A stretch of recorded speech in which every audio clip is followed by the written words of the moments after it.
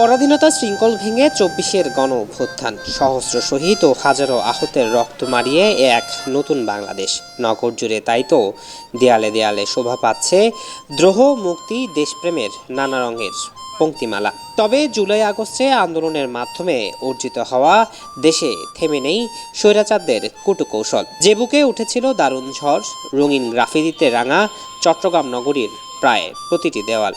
রাতের আধারে যা মুছে জয় বাংলা স্লোগান লেখা হয় দেয়ালে দেয়ালে।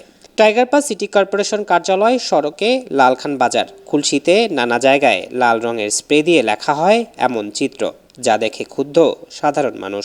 উস্কানিমূলক ব্যাপারটা এমনই হয়ে গেছে, কারণ ছাত্ররা যেহেতু অলরেডি নতুন একটা দেশ স্বাধীন করেছে, তো সেক্ষেত্রে যার বিরুদ্ধে দেশ স্বাধীন করলো সে যদি আবার নতুন করে এসে দেওয়ার বিভিন্ন লেখালেখি করে, সেক্ষেত্রে ছাত্ররা আবার বিক্ষোভ করবে, দেশে আবার একটা খারাপ পরিস্থিতি বাঁচাবার জন্য তো বহুত কিছু করছে।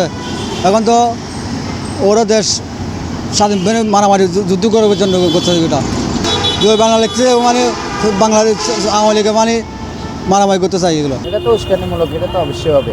ওনাদের যেহেতু এটা ওনারা করে লেখালেখি লিখছে, আবার এটার উপরে আবার লিখতেছে, এটা তো উস্কানিমূলক মনে হয়।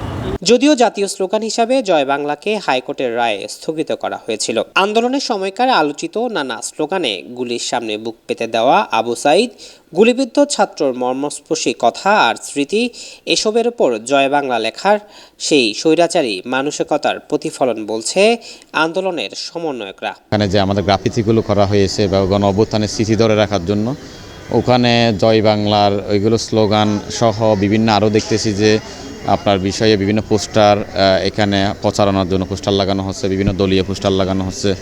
তো এগুলো অবশ্যই নিন্দনীয় কাজ। এটা যেহেতু একটা ছাত্র জনতার গণ অভ্যুত্থান, এই গ্রাফিতিগুলো সকলের একটা স্মৃতির অংশ।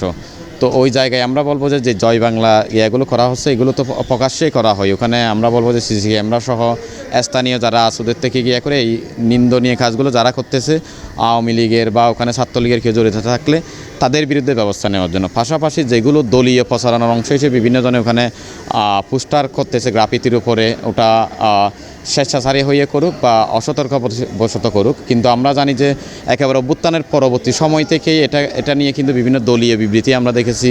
বা আমি যদি উদাহরণ হিসেবে বলি, বিএনপির ভারপ্রাপ্ত চেয়ারম্যান তারেক রহমান, উনিও বিভিন্ন সময় এগুলোর ব্যাপারে বলছে বা পোস্টার নামিয়ে ফেলার জন্য বলছিল বিভিন্ন। এগুলো যারা করতেছে অবশ্যই ওখানে যাদের ছবি সম্বলিত ছবিগুলো আছে ওদেরকে জবাবদিহিতার আওতায় এনে দলীয়ভাবে এদের বিরুদ্ধে সিদ্ধান্ত নেওয়া হোক। নয়তো আমরা বলবো যে আমাদের গ্রাফিতির ওটা আমাদের স্মৃতির অংশ, আমাদের গণ অভ্যুত্থানের অংশ।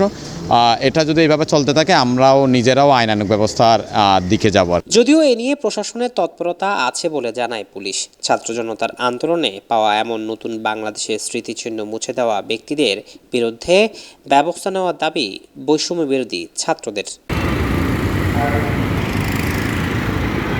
জুলকারনাইন, দৈনিক আজাদী।